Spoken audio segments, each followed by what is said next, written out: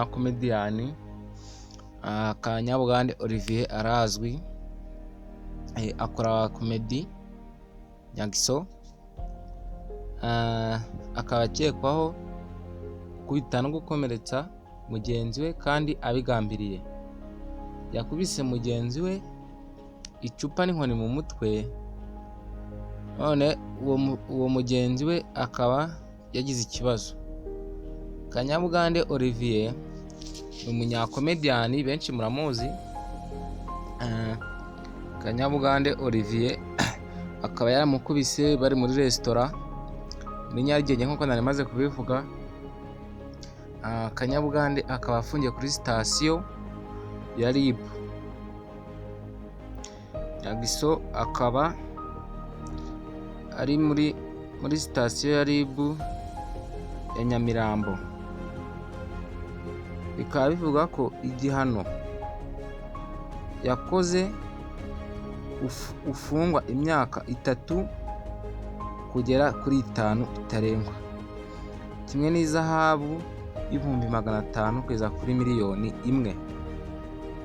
Kanyabugande Olivier akaba yaramukubise ku itariki 18 Kanama 2022.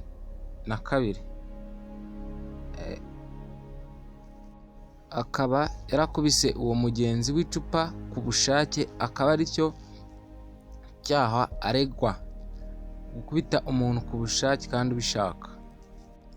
Nyagiso akaba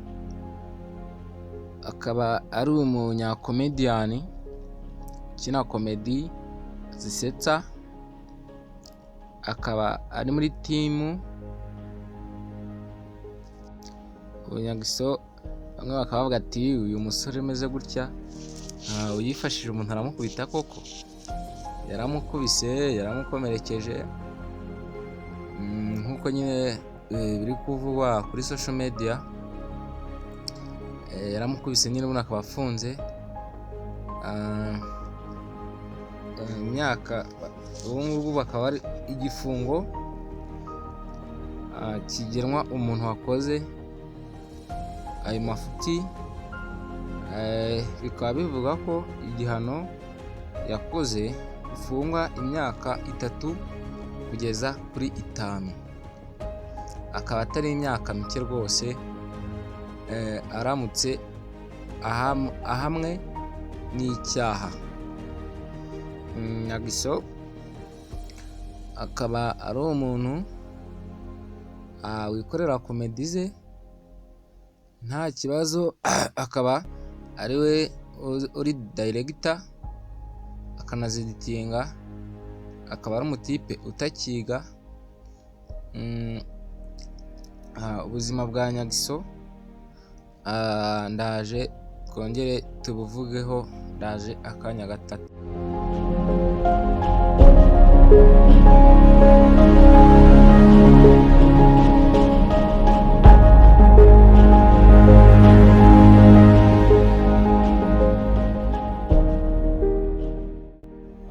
Nyagiso nk'uko nari mbivuze ngo ngiye kugaruka nkubwira ubuzima bwa Nyagiso. Nyagiso avukana n'abana 4. Muri abo bana avukana nabo hakaba harimo abari inyuma ye nabo bakina komedi.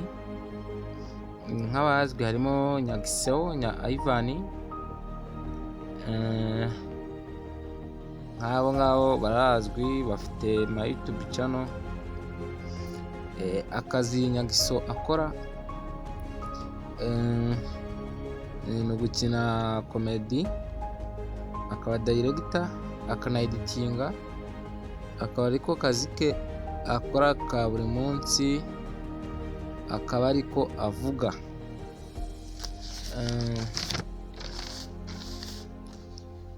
Umuntu wibera iyo nyine ni umuntu ubana na petit frere wabo. Rimwe na rimwe akaba wenyine mu gihe bagiye ku ishuri.